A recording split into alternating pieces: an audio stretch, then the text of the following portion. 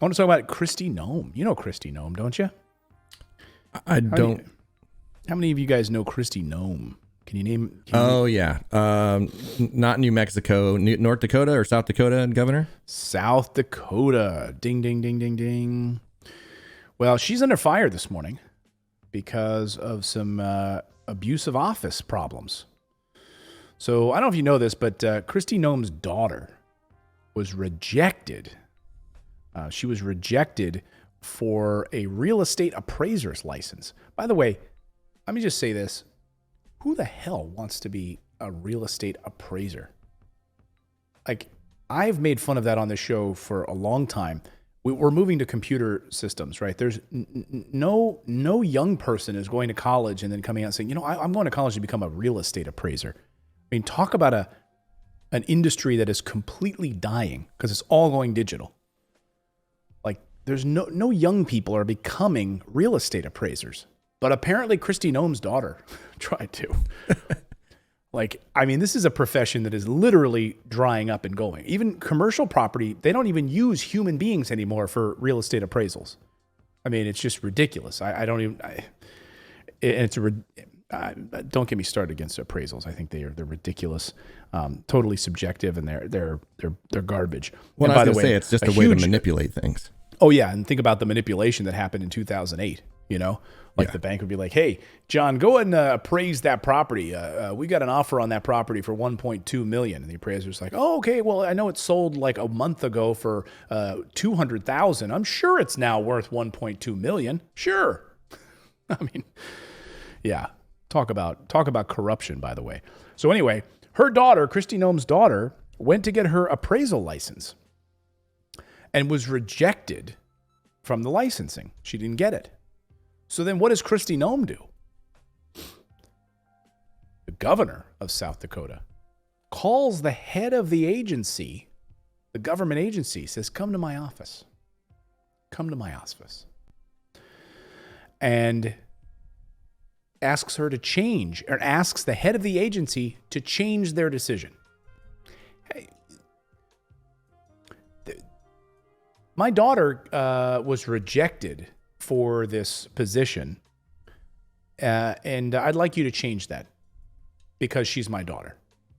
What would you call that? I would call that an abuse of office, right? I made him an offer he couldn't refuse. I invited him to my office. I said, look, my daughter, not too bright. She wants to become a real estate appraiser, okay? No one wants to become a real estate appraiser, let's be honest, right? So she applies to become a real estate appraiser, and then she gets rejected. What happened there? What happened? So, for instance, not only did she haul the agency head in front of her office, but also her supervisor and labor secretary she brought to the office to change her mind. And then a week later, she fired her. Oh, really?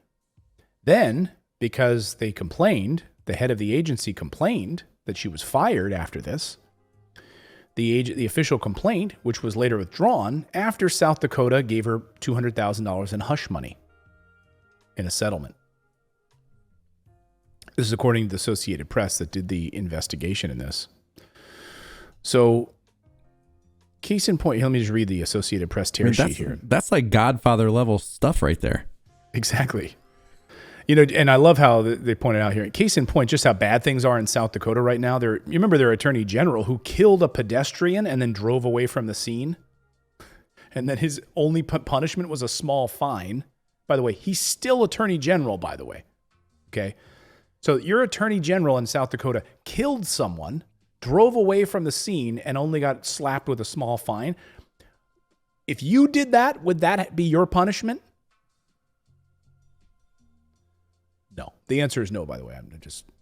That wasn't a really rhetorical question. But so in according to the Associated Press, just days after a South Dakota agency moved to deny her daughter's application to become a certified real estate appraiser, Governor Kristi Noem summoned to her office the state employee who ran the agency, the woman's direct supervisor, and the state labor secretary. Noem's daughter came too. By the way, if you're that daughter, Cassidy Peters, 26 years old, you'd be like, Mom, there's no way. No, I'm not coming to you. No, Mom. Like, that would be my response. Like, no, Mom. No, no, no, no. No. No, honey, you're coming. We're going to get you this job because I'm Governor Kristi Noem. I'm going to abuse my office. You're going to watch me abuse them. Watch this. So she comes, and then guess what? Cassidy Peters somehow suddenly got her certification. Wow. Somehow just after her mother's meeting in the office. And then a week after that, the labor secretary called the agency, Sherry Breen, to demand her retirement. Huh. Interesting. So, and think about that. Like, are you ever going to have the respect of any of the employees there if you ever got into some kind of leadership position within there? You know what I'm saying? Like, they're going to be like, oh, mommy got you the job. Like, everybody's thinking that in the back of their head. The only way you got this is because of your mom. Mm-hmm. Like, that girl's career is, like, at that point, meaningless because she didn't do it on her own merit. It's like the college admission scandal, isn't it? You know, like exactly. All of these like rich Hollywood people. The reason that people were so fascinated by that story is just because it just speaks to all of the worst stereotypes of rich people, right? Like that they could just get away with this stuff. They could just spend money, buy their daughters into Stanford by pretending that they're water polo players. We're going to superimpose them holding the ball above the water, 4 feet above the water, you know, like, and now you ruin these kids, lives. And I don't know how many of these kids knew about it or not, but, she certainly knew about it. She went into the office with her mom for this meeting.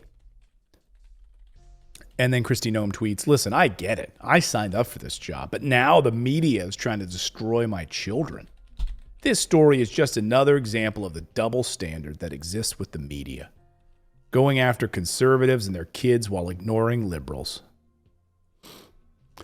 Okay, so what a way to distract, So no culpability at all, no sense of awareness. Let's just blame liberals. It's like the Trump line, This is just a witch hunt. Oh, okay. Never mind the fact that you actually did do these things. Just a witch hunt. Yeah, there just happens to be a paper trail. Right. There happens to be a paper trail. There happens to be people in this office. There happens to be $200,000 in gag money paid to this person after they were fired. Presumably, maybe for not even going along with it. But they're all Republicans. The whole state is run by Republicans, so you can't get away with blaming this on liberals, by the way. Now, maybe you could get away with, in fairness, you could get away with saying, hey, the Associated Press is just out for me, a conservative.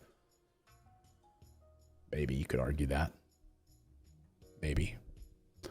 I did a little digging to see when the Associated Press has covered the Hunter Biden story. And the last Hunter Biden story that I could find on the Associated Press's website happened in December of 2020. There's been quite a few developments in that story since then. Why hasn't the Associated Press covered that story? That's just one, but that has nothing to do with Kristi Noem, right? Like the fact that you abused your office to get your daughter a job has nothing to do with Hunter Biden. Is there a double standard in the media? 100% there is. Does it have anything to do with you abusing your office and getting your daughter a job? Has nothing to do with it. You did wrong. You abused your office. Stop blaming other people.